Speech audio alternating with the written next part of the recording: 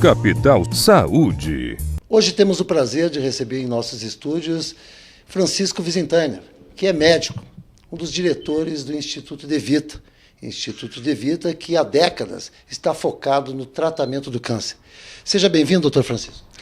Muito obrigado, Oswaldo. Para mim é uma satisfação enorme poder participar do teu programa, principalmente com a importância que nós estávamos conversando um pouquinho nos bastidores, de assuntos que estão extremamente relacionados à minha área de trabalho nesse contexto, que é a área da cancerologia, né? Então, agradeço demais e fico muito à vontade para conversar com o amigo. Essa semana é comemorado aí o dia de luta contra o tabagismo. Como é que está a questão do tabagismo no nosso país? Perfeito. Assim como nós tivemos a oportunidade de conversar há menos de um mês, que nós tivemos aqui em Caxias do Sul uma campanha muito focada em câncer de mama, agora nós tivemos uma data extremamente importante, ontem, né, que foi o Dia Mundial contra o Tabagismo. Nesse contexto, eu acho que nós estamos aí batendo de frente, na área da cancerologia, dos dois tumores mais incidentes no nosso meio, incluindo, quem sabe, ainda o câncer da próstata no homem. Mas o câncer da mama na mulher, que nós tivemos a oportunidade de conversar, e o câncer do pulmão, nos dois grupos, no grupo masculino e num crescente, apesar de todas as campanhas que nós temos feito, de tudo que a gente ouve falar, de males que o hábito ou o vício do tabagismo provoca, esse número vem crescendo no grupo feminino. Por quê? Porque comprovadamente, mais uma vez aqui, tem a presença do fator causal. O câncer de pulmão, ele tem uma ligação direta em mais de 90% a 95% dos casos com o tabagismo.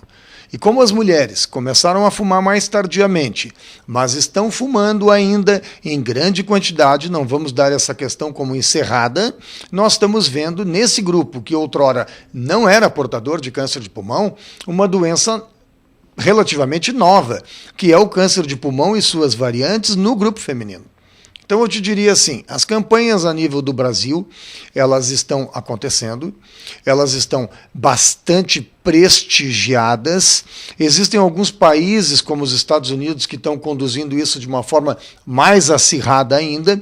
Por exemplo, em Nova York, hoje, quem vai passear não pode fumar sequer na rua. O pessoal tem que fumar num lugar reservado. Então existe um constrangimento do tabagista, existe um hábito antissocial já definido pela situação de quem fuma. Claro que entendemos que em alguma circunstância isso é uma doença. Nós estávamos também conversando, e é absurdo ver o índice não só de doenças relacionadas ao tabagismo, não falando aqui só em câncer, né, que fique bem claro, o não fumar melhora a qualidade de vida, evita outras doenças benignas, como enfisema, como bronquite crônica, como problemas pulmonares em geral, mas com uma incidência ainda muito maior do que o próprio câncer de pulmão. A questão é a qualidade de vida do não fumante contra a qualidade de vida do fumante. A pessoa tem menos disposição, a pessoa tem menos problemas outros de saúde a curto e longo prazo, né? Então, alguns países do primeiro mundo, nós falávamos aqui da Espanha, da França, de Portugal, sim, existe um número de tabagistas proporcional à população maior do que aqui no Brasil, né? E por que esses ditos países mais desenvolvidos não estariam tomando uma atitude? Eles estão tomando uma atitude. É que realmente não é fácil lidar simplesmente com o assunto como vamos parar de fumar. Claro, eu trago aqui uma frase de um colega que, numa das publicações que eu fiz em livros, né, que é o Dr. Drauzio Varela, todo mundo conhece, dispensa apresentações, mas num dos capítulos direcionados ao Dr. Drauzio, ele usa uma frase que eu vou passar adiante, né? Ele chama atenção com a seguinte frase: você conhece algum ex-fumante arrependido? Não, né? A questão é colocar as pessoas na situação de ex-fumantes, porque quem consegue se colocar na situação de ex-fumante certamente não vai se arrepender dessa atitude, né? Voltando ao assunto câncer, claro, o câncer de pulmão ele não se desenvolve de um dia para o outro, tá? Então, se nós quisermos partir para uma campanha acirrada no sentido de evitar ou diminuir a incidência do câncer de pulmão, nós temos aí uma lacuna, sim, de um tempo que a pessoa tem que se expor ao tabagismo para desenvolver um câncer de pulmão. Isso não leva menos do que 5 anos, 10 anos. Então, trabalhar a população atual, trabalhar o nosso jovem, o nosso adolescente, além de quem já fuma, para que as pessoas não venham a fumar, é de extrema importância. Isso vai trazer uma repercussão social em termos de custos, não só com câncer de pulmão, repito, mas para o governo, em relação a hospitalizações por outros males que o cigarro causa, em tratamentos de infecções associadas a doenças pulmonares, de milhões e milhões ou bilhões e bilhões de reais ou de dólares por ano. Então isso é extremamente significativo. Além da saúde da pessoa como um fator de maior importância, não? Muitos avanços têm acontecido nessa área, doutor. Você poderia falar um pouco sobre esse histórico, já que o Instituto DeVita está focado no câncer. O que tem mudado nos últimos anos nessa luta contra o câncer? Perfeito. Eu até aproveitaria o espaço para te dizer que o Instituto DeVita este ano está completando 15 anos. Né? Debutando, né? Mas, na verdade, 15 anos são 15 anos de muita transformação dentro da área da oncologia. E se nós trouxermos esses aspectos para a nossa cidade, eu vou tentar te trazer um breve histórico do que ocorreu durante esse período. Né? Eu diria que Caxias do Sul, há 15 anos atrás, dentro da oncologia, ela engatinhava. Assim como outras clínicas de importância dentro do nosso estado, dentro da nossa região, o Instituto DeVita começou a trazer uma qualificação, e qualificação semelhante ao que se encontra hoje em grandes centros nacionais, mas também o que se encontra em grandes centros internacionais. Isso significa o apoio do paciente, tanto para o diagnóstico, tanto para campanhas e orientações de prevenção das doenças que podem ser prevenidas, ou do diagnóstico precoce, ou seja, chegar antes, por exemplo, na mama, chegar em lesões menores, que possam trazer um índice de cura maior, como no tratamento específico. Né? O Instituto DeVita é uma instituição voltada a esses tipos de tratamento. Com a evolução da própria quimioterapia antiga e controle dos seus efeitos colaterais, que era o grande medo, ou o grande motivo de afastamento até de alguns pacientes, que hoje podem ficar curados com essa modalidade de tratamento, mas não faziam o tratamento por medo. Então, a quimioterapia evoluiu, o controle do efeito colateral do enjoo, o efeito colateral da diminuição da defesa do organismo, situações que colocavam o paciente num mal-estar e num risco, isso tudo hoje é perfeitamente controlável. Então, nós evoluímos, sim, em termos dos remédios convencionais, mas evoluímos também com produtos como vacinas, como terapias hormonais, terapias de suporte para doença óssea e agora, mais recentemente, com as chamadas terapias-alvo, que seriam o quê? Seria identificar determinada doença, identificar onde é que está a falha genética que proporcionou a que essa doença se desenvolvesse e atuar com um tratamento medicamentoso direto para esse problema. Ou seja, atingir a célula do câncer, tentando minimizar os efeitos em cima das células boas. Não significa que esse tratamento também não tenha efeitos colaterais, mas nós estamos vivenciando uma outra era de efeitos colaterais. Hoje nós temos que estar mais atentos a algumas situações que não ocorriam e que ocorrem e que já conhecemos muito melhor o padrão de como lidar com essa situação e, obviamente, que tudo isso vai trazer o benefício maior, que é buscar, quanto mais possível, e hoje é uma realidade sim, a cura da maioria desses casos.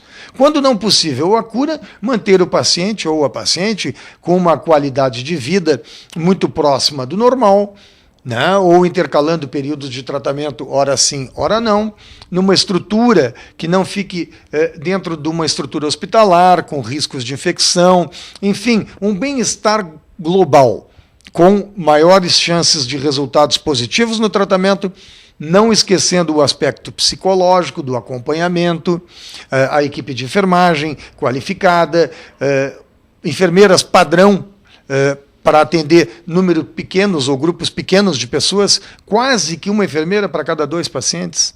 Isso é uma situação completamente incomum, eu diria, né? E a parte da farmácia, o pessoal todo qualificado, o grupo médico, hoje nós estamos com um grupo na área da hematologia, um grupo na área da oncologia clínica, enfim, eu penso, Oswaldo, que nós estamos muito próximo daquilo que nós projetávamos, né? O Hospital Pompeia adquiriu o PET-CT. O que isso contribui no diagnóstico precoce? Perfeito. Chegando nesse contexto de uma evolução global para tratamento de câncer na nossa cidade, claro, nós temos ainda algumas deficiências, né? Estamos ainda em alguns setores por chegar naquilo que a gente chama do padrão, né? Mas nós estamos a passos largos atingindo isso. Então nós temos no grupo de cirurgiões extremamente qualificados para tratar doenças da mama, para tratar doenças do pulmão, para tratar doenças do aparelho digestivo. Nós temos essa evolução, como nós estávamos colocando, na área de medicamentos, um exemplo aqui, o Instituto De Vita. E nós temos, nesse ponto que tu me questiona, uma evolução muito, muito importante na área de diagnóstico. Caxias do Sul hoje não possui um aparelho de tomografia, um aparelho de ressonância, um serviço de cintilografia, ou seja, medicina nuclear. Nós temos isso tudo muito bem à disposição da nossa população. E agora, mais recentemente, o Hospital Pompeia está de parabéns, ele adquiriu um aparelho que é o segundo do estado. Né? É o segundo do estado, e Caxias do Sul já tem esse aparelho, que chama-se PET-CT, como você citou, mas explicando um pouquinho mais o que é o PET-CT. O PET-CT é um exame feito por diagnóstico, onde se injeta uma substância de contraste, que é uma substância, uma glicoproteína, que, num palavreado popular, ela vai se ligar com um corante na célula que visa se alimentar, que está com fome. E normalmente a célula do câncer ela é mais faminta, ela é mais ávida por glicose, por proteína. Então, a célula do câncer captando essa molécula, isso vai ficar corado. E esse exame acoplado a um CT, por isso PET-CT, nós vamos ter esse mapeamento do organismo e salta aos olhos onde tem doença ativa. Esse é o fundamento do PET-CT. Lógico, o PET-CT não é para todos os casos? Não é para todos os casos. Não é para todo mundo? Não é para todo mundo. Mas estamos caminhando para indicações cada vez mais e cada vez com um maior número de indicações para esse exame, que outrora era restrito a comparar resultados somente na doença avançada. Hoje não. Hoje PET-CT é fundamental para que a gente faça, por exemplo, aquilo que a gente chama de estadiamento, ou seja, saber onde algumas situações da doença se encontram. Se o paciente está numa fase de doença menos avançada, mais avançada. Se o paciente deve fazer um tratamento cirúrgico de uma maneira ou de outra maneira. Se o paciente deve receber, a priori, um tratamento medicamentoso ou uma sequência. Então, na verdade, Oswaldo, a sensação que eu quero passar para quem está nos assistindo é que, assim como as medicações, assim como os tratamentos qualificados, assim como o tratamento ideal para cada caso, não comparar casos, nisso se enquadra também a indicação dos exames que os pacientes devem fazer. Então vamos ouvir os especialistas, vamos cobrar dos especialistas as altas tecnologias para o seu caso, mas vamos restringir a esses especialistas a solicitação e a indicação, tanto de exames quanto de tratamentos. Eu acho que sim, aí nós estamos no caminho certo. Fala então com o Dr. Francisco Wiesenthal, que é oncologista, diretor do Instituto De Vita. Doutor, para encerrar, gostaria que o senhor deixasse a sua mensagem aos nossos telespectadores em nome do Instituto De Vita. A mensagem final, Oswaldo, agradecendo mais uma vez a oportunidade, sem dúvida nenhuma, gente, antes de nós falarmos em tratamentos, antes de nós falarmos em exames de última geração, nós temos que falar naquela parcela que cada um de nós pode fazer, sim, para contribuir e evitar doenças como câncer. E isso é não se expor ao sol nos horários errados, em demasia. Isso é não fumar. Somente não fumando nós estaremos evitando aproximadamente 40% de todos os tipos de câncer. É consultar o especialista na área da ginecologia em função do câncer do colo uterino, o mesmo especialista ou o especialista em mastologia para uma orientação precisa na área de tumores de mama, uma dieta, uma alimentação balanceada. Então, como mensagem final, vamos ouvir essas campanhas todas que nós estamos promovendo, vamos dar atenção e vamos passar essa mensagem um para o outro, que aí sim as coisas podem ser conduzidas de uma forma mais fácil. O avanço para tratamento chegou, é uma realidade, mas aquilo que cabe a nós e nós pudermos evitar que ocorra, ou chegarmos mais cedo, evidentemente que essa é a grande mensagem.